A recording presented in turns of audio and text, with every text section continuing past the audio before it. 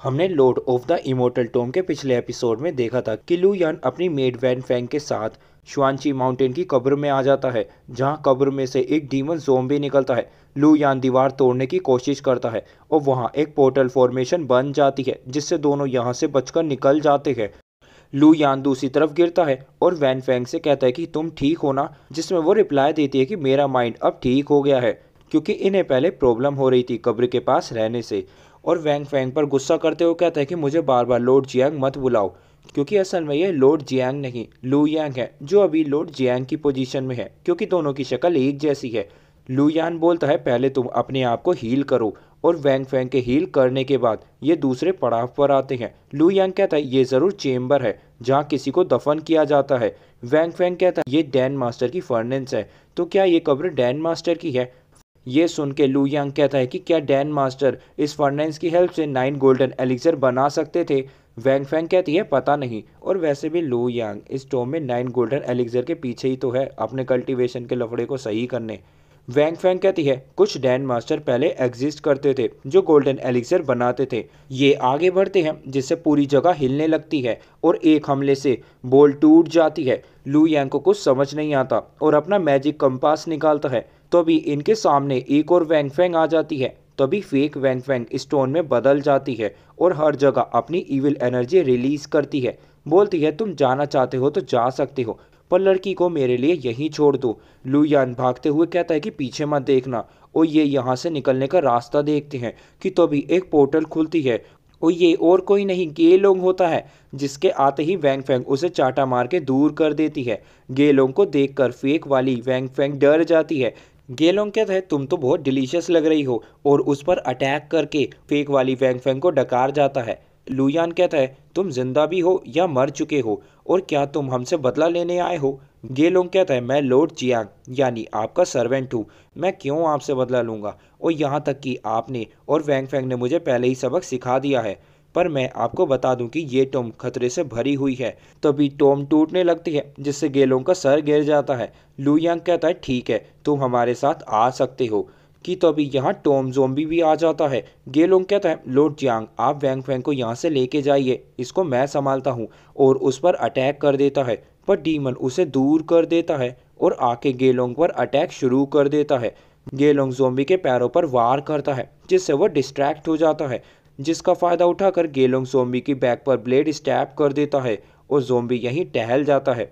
आगे लू यान चल ही रहा होता है कि तभी डीमन एनर्जी उससे टकराती है और ये गिर जाता है, कि पता चलता है कि ये वैंग फैंग नहीं है, और ये डीमन लू यांग का पीछा करने लगता है।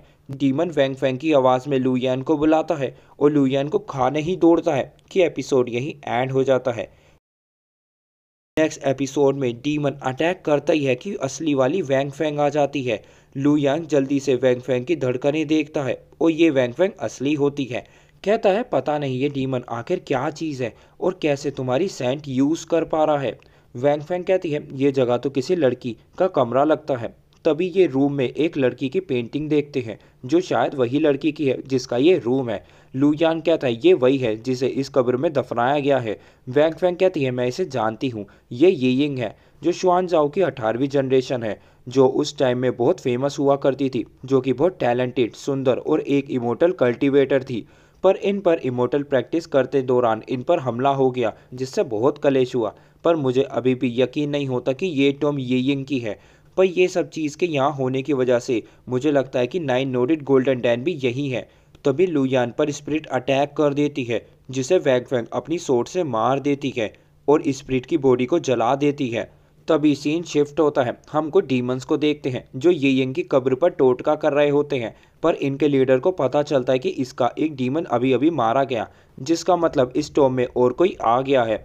बाकी कहते हैं ये तो अच्छी बात है कि कोई जिंदा इंसान आया है, हमें बलि देने के लिए एक सोल मिलेगी, तो अब हमें जल्दी से यिंग की कब्र खोलनी चाहिए। डीमन कहते हैं हमने ये काम को करने के लिए हज़ारों साल से प्लानिंग करी है, पर मुझे नफरत है टियानजी से, जो कि यिंग की शरीर को ले गया। लू यांग कहता है ये रूम कुछ सही नहीं लग रहा, मेरी इंस्टिंक्ट कहती है कि मेन चेम्बर इस कमरे के पीछे है, और लू यांग कमरे के पीछे के एरिया में आता है, जहां टच करते ही लू यांग अंदर खिंचा चला जाता है। पर वैंग फैंग बाहर ही फंस जाती है और लू यांग उन्हीं डीमंस के पीछे आ जाता है जो टोटका करने में बिजी हैं। डीमंस लू यांग को देख लेते हैं, ये लू यांग को पकड़ लेते हैं। लीडर पूछता है कि तुमने आखिर मेरे पपेट डीमन को कैसे हराया। दूसरा कहता है कि ये सब छोड़ो और इस इमोर्टल की जल्दी से बलि चढ़ाओ। ये लू यांग को कब्र के ऊपर लिटा देते हैं और कब्र ओपन होती है। तभी ये देखते हैं कि लू यांग की बॉडी यहाँ से गायब हो जाती है। तभी लू यांग देखता है कि उसके सामने वही एशियन बुक होती है। तभी पीछे ये यिंग कहती है मास्टर। लू यांग कहता है क्या मास्टर, तुम मुझे मास्टर क्यों बुला रही हो। लू यांग एक थ्योरी बोलता है कि शायद ये यिंग और गे लोग मर चुके हैं और इनके साथ मैं भी कब्र के ऊपर मारा गया, जिसके बाद अब मैं इस इमोर्टल वर्ल्ड में आ गया हूँ। तभी एशियन बुक डेथ बुक के साथ कॉम्बाइन होके लू यांग के अंदर आ जाती है और लू यांग कहता है कि लाइफ एंड डेथ साइकिल अब मेरे हाथों में है। और लू यांग देखता है कि वो भी अब एक इमोर्टल प्रैक्टिशनर बन गया है। लू यांग ये यिंग को खड़े होने को कहता है और उसे देखकर लू यांग उसकी सुंदरता से शर्माने लगता है। कहता है तुम कपड़े क्यों नहीं पहन लेती, और ये यिंग अपने कपड़े पहन लेती है। लू यांग कहता है कि मैं किसी तरह मरने के बाद भी लाइफ एंड डेथ बुक से दोबारा जिंदा हो गया। ये बिल्कुल वैसा है कि एक ही जिंदगी में दोबारा पुनर्जन्म मिलना। पर अभी मैं हूँ क्या, गॉड ऑफ हेल जो अर्थ के ऊपर है, या फिर मैं गॉड ऑफ हेल से भी ऊपर हूँ। दूसरी तरफ ये डीमन बौखला जाते हैं कि आखिर ये यिंग कहाँ गई और कब्र खाली क्यों है। तो कहते हैं कि कहीं फिर से तो ट्यान्सी हमारे साथ कोई चालाकी तो नहीं कर रहा, या ट्यान्सी शायद कोई बंदा है जो इन डीमंस को उंगली करता रहता है, क्योंकि ये सीरीज़ थोड़ी कंफ्यूजिंग तो है। तभी टॉप में से वही पिल चार्ट निकलता है जिस पर ये डीमन टोटका कर रहे थे, जिसके ऊपर से ये यिंग बाहर आती है और ये यिंग इन सब पर गुस्सा होते हुए कहती है कि तुम सबकी हिम्मत कैसे हुई मास्टर की बलि चढ़ाने की, और अपनी पावर से डीमन पर अटैक करती है। पर डीमन भी चुप नहीं बैठते, लेकिन यहाँ पे इनका लीडर कहता है कि मुझे माफ़ करना, मेरी वजह से तुम सबको भी नुकसान हुआ, और खुद अपने डीमन स्टूडेंट्स की सोल सेक्रीफाइस कर देता है। पर डीमन ये यिंग के अटैक से भागकर निकल जाता है और कहता है कि तैयार रहना, मेरे डालियो इमोर्टल सेक्ट तुमसे बदला लेगा। और उसी टॉम में से लू यांग भी बाहर आ जाता है। पर एपिसोड यही एंड हो जाता है। नेक्स्ट एपिसोड के प्रीव्यू में गे लोग की बैंड बजी होती है और ये लिंक इन्हें बताती है कि फर्नेंस एक एशियन आर्टिफैक्ट है जिसकी कीमत बहुत ज़्यादा है। और लू यान ये यिंग का कल्टीवेशन लेवल पूछता है, जिसके रिप्लाई में वो कहती है कि मास्टर अब मैं एक इमोर्टल ही बन चुकी हूँ। और प्रीव्यू यही एंड हो जाता है। गाइज मैं इस सीरीज़ के न्यू रिलीज एपिसोड इस चैनल पर अपलोड करूँगा, तो इस चैनल को सब्सक्राइब करना मत भूलना। ये आउटरो मेरे बस की बात नहीं है।